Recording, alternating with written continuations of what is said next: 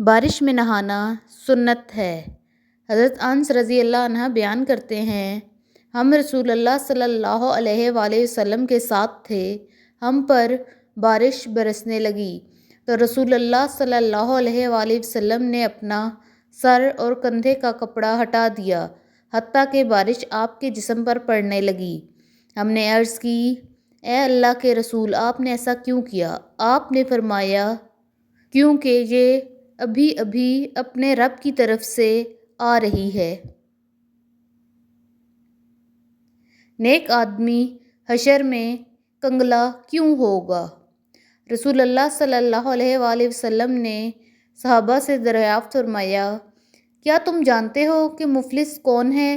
صحابہ نے عرض کی، ہمارے نزدیک تو مفلس وہ ہے جس کے پاس نہ درہم و دولت ہو اور نہ ساز و سامان۔ آپ صلی اللہ علیہ وآلہ وسلم نے فرمایا، میری امت کا اصلی مفلس وہ شخص ہوگا جو قیامت کے دن نماز، روزہ اور زکوٰۃ لے کر آئے گا، مگر اس نے دنیا میں کسی کو گالی دی ہوگی، کسی پر بہتان لگایا ہوگا، کسی کا مال کھایا ہوگا، کسی کا خون بہایا ہوگا اور کسی کو مارا ہوگا، چنانچہ اس کی نیکیاں ان مظلوموں میں بانٹ دی جائے گی، مگر مکمل ادائیگی سے پہلے ہی اس کی ساری نیکیاں ختم ہو جائیں گی، چنانچہ ان مظلوموں کے گناہ اس پر ڈال دیے جائیں گے اور پھر اس شخص کو جہنم میں پھینک دیا جائے گا۔ یہ حدیث صحیح مسلم میں بیان ہے۔ مومن کا عجیب معاملہ۔ رسول اللہ صلی اللہ علیہ وآلہ وسلم نے ارشاد فرمایا، مومن کا معاملہ عجیب ہے، اس کا ہر معاملہ اس کے لیے بھلائی کا ہے، اور یہ بات مومن کے سوا کسی اور کو میسر نہیں۔ اسے خوشی اور خوشحالی ملے تو شکر کرتا ہے اور یہ اس کے لیے خیر ہے، اگر اسے کوئی نقصان پہنچے تو اللہ کی رضا کے لیے صبر کرتا ہے، یہ بھی اس کے لیے خیر ہے۔ اللہ کا پسندیدہ کلام۔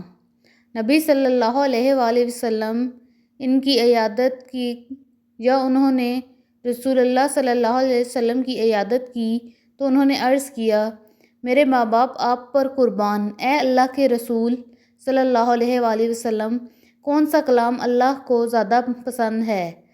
آپ صلی اللہ علیہ وآلہ وسلم نے فرمایا، وہ کلام جو اللہ نے اپنے فرشتوں کے لیے منتخب فرمایا ہے، اور وہ یہ ہے، سبحان ربی و بحمدہ، سبحان ربی و بحمدہ، میرا رب پاک ہے اور تعریف ہے اسی کے لیے، میرا رب پاک ہے اور ہر طرح کی حمد اسی کے لیے ہی زیبا ہے۔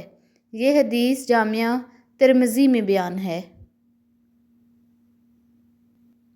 عبادت صرف اللہ کی کرو، حکم صرف اللہ ہی کا چلتا ہے، اس نے حکم دیا تم صرف اسی کی عبادت کرو، یہی درست دین ہے، لیکن اکثر لوگ نہیں جانتے۔ سورہ یوسف آیت نمبر 40۔ اگر آپ کو میری ویڈیو پسند آئی ہو تو اسے ضرور لائک کیجیے گا اور میرے چینل کو سبسکرائب کرنا نہ بھولیے گا تاکہ میں آپ کے لیے معلوماتی ویڈیوز لاتی رہوں۔ اللہ حافظ۔